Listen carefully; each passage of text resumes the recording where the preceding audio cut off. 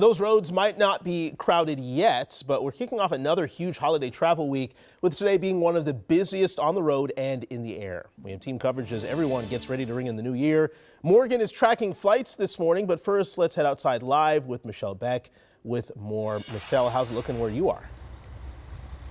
Well, Jason, I can show you that it is hopefully improving. We got two snowplows right now just passing us. This is Glenwood Avenue. We are live in Minneapolis. These are from the Hennepin County crews. So thank you to them.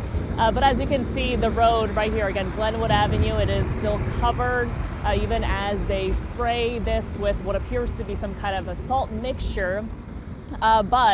We are in Minneapolis live this morning because this is where there is a snow emergency right now. We can tell you things are really slippery as we have traveled here from Golden Valley. As we're walking around as well, there's a lot of slippery spots out here. So both the sidewalks and the roads. Well, traveling really anywhere in the state has been difficult over the last 24 hours. Blizzard warnings taking effect in some areas. On 169 South near Shakopee, watch this, a jackknifed semi blocked all lanes of traffic at one point. In the week between Christmas and New Year's, the timing of this means trouble for a lot of people. AAA expects a record high number of people out on the roads to close out the year. Now, if that includes you traveling this morning, be warned, the snow's stopped, but it has frozen up on the roads. And so back to us here live on scene in Minneapolis. Not only is there a snow emergency here in the city, but there's also snow emergencies in Bloomington, New Hope,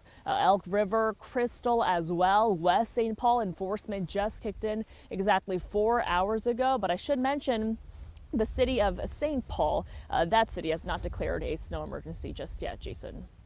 Interesting information there. All right, Michelle, thank you very much for that live look from Minneapolis.